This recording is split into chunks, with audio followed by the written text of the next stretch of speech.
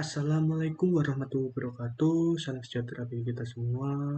Sebelum saya memulai pemaparan pada hari ini, izinkan saya untuk memperkenalkan diri terlebih dahulu.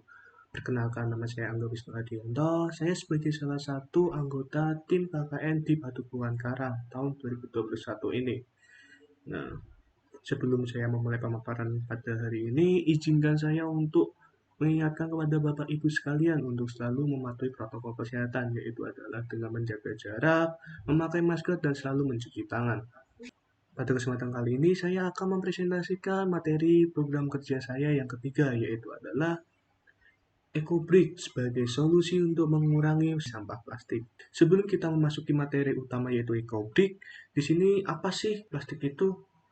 Plastik banyak digunakan dalam berbagai macam kebutuhan kehidupan manusia, mulai dari bahan pembungkus makanan hingga keperluan bahan otomotif. Plastik juga merupakan suatu bahan yang paling populer dan paling banyak digunakan sebagai bahan pembuat komponen otomotif, selain bahan logam berupa besi. Permasalahan yang paling utama dari plastik adalah limbah plastik yang tidak bisa terurai secara alami dan memerlukan waktu yang lama untuk membersihkan sampah plastik dari muka bumi ini. Terlebih lagi karena penggunaan plastik hampir tidak bisa dikendalikan, plastik juga menjadikan suhu udara menjadi lebih panas dari hari ke hari karena sifat polimernya yang tidak berpori. Nah, oleh sebab itu, maka solusi yang paling sederhana untuk menangani masalah ini yaitu adalah EcoBrick. Yaitu adalah botol plastik bekas yang penuh berisi dengan segala jenis plastik bekas, bersih dan kering, mencapai kepadatan tertentu, berfungsi sebagai balok bangunan dan dapat digunakan berulang-ulang. Nah, di sini apa sih manfaat dari EcoBrick itu? Yang pertama adalah dengan adanya EcoBrick, sampah-sampah plastik ini akan tersimpan dan terjaga di dalam botol sehingga tidak perlu untuk kita bakar dan menggunung serta tertimbun. Nah, teknologi EcoBrick ini memungkinkan kita untuk tidak menjadikan sampah plastik dalam suatu industri recycle system. Dengan begitu, akan menjauhi biosfer dan menghemat energi. Yang ketiga adalah EcoBrick menjaga bahan-bahan plastik tersebut melepaskan CO2 yang pada akhirnya akan menyumbang pemanasan global.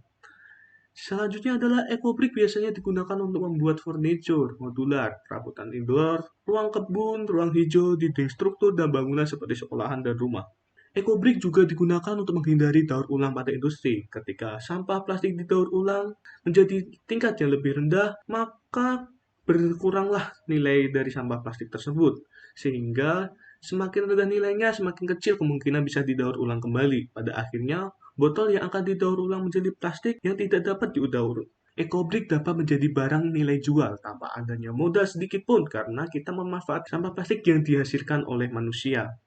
Dan yang terakhir adalah EcoBrick menjadi salah satu upaya untuk mencegah risiko penularan COVID-19 melalui plastik, yang mana nanti apabila plastik tersebut digunakan oleh manusia dan akan diberikan oleh manusia lagi, maka disitulah persebaran COVID-19 akan terjadi. Nah, di sini EcoBrick dibedakan menjadi tiga. Yang pertama adalah EcoBrick normal. EcoBrick normal merupakan botol plastik PET transparan yang mana akan dimasukkan plastik yang sudah dicuci dan dikeringkan sehingga tidak ada pertumbuhan bakteri dalam EcoBrick ini. Oleh sebab itu, maka untuk menghindari pertumbuhan bakteri pada EcoBrick ini disarankan untuk sampah plastik yang masih terdapat sisa-sisa kotoran, baik itu tanah maupun sisa makanan, alangkah baiknya kita mencuci terlebih dahulu dan menjemurnya hingga kering, sehingga nanti perkembangan mikroorganismenya tidak banyak. Seperti itu. Yang kedua adalah CrisBrick. CrisBrick merupakan jenis baru dari rancangan EcoBrick untuk mengubah kebiasaan perokok membuang puntung rokok secara sembarangan. CrisBrick ini seluruhnya dibuat dari filter asetat puntung rokok dengan kertas yang sudah dilepaskan dan dikemas dalam botol. Dan yang terakhir adalah OceanBrick, yang mana nanti OceanBrick ini merupakan jenis baru dari EcoBrick yang dirancang khusus untuk plastik yang ditemukan di pantai, di sungai, dan di laut. Maka plastik-plastik ini cenderung besar, tebal, kotor, dan basah, dan tidak cocok untuk dibuat EcoBrick normal. Teknik Ocean ini memungkinkan plastik-plastik dengan mudah untuk diubah menjadi bata bangunan yang praktis dan berguna dan dapat digunakan kembali. Pada kesempatan ini saya telah membuat video tutorial gimana caranya membuat EcoBrick biasa yang nantinya untuk EcoBrick jenis yang lain bisa mengikuti dan memiliki proses yang hampir sama. Selamat menonton.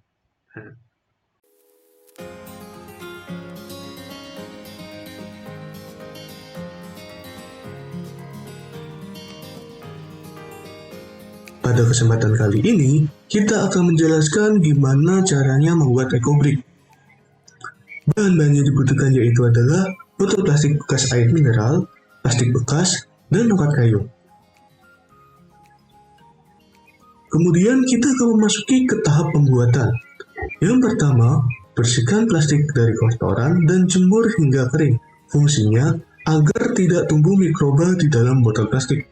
Kedua, pilihlah botol plastik dengan jenis yang sama, agar nantinya presisi dan seragam bila digunakan untuk suatu proyek. Yang ketiga adalah potong plastik menjadi ukuran kecil-kecil yang berfungsi, agar tidak ada celah udara di dalam botol plastik nantinya. Selanjutnya, masukkan potongan plastik ke dalam botol.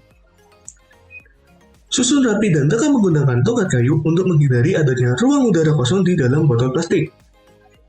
Lakukan berulang hingga mencapai berat yang diinginkan.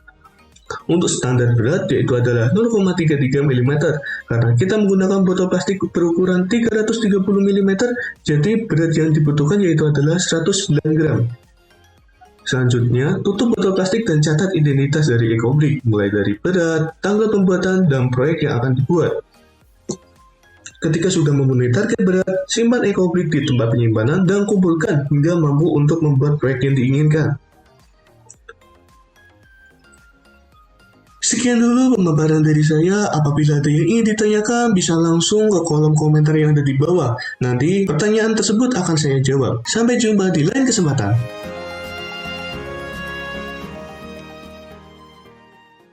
Nah, begitulah cara pembuatan ekobrik.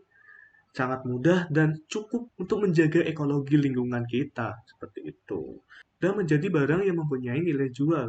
Nah, contohnya apa? Contohnya adalah seperti yang ditunjukkan pada gambar ini, di mana ekobrik ini menjadi bahan dasar dari bangunan, yang mana nantinya akan digabungkan oleh pasir dan semen untuk menjadikan taman hijau di lingkungan sekitar dan bisa menarik perhatian para wisatawan dan juga perhatian anak-anak untuk belajar dan tidak membuang sampah plastik secara sembarangan.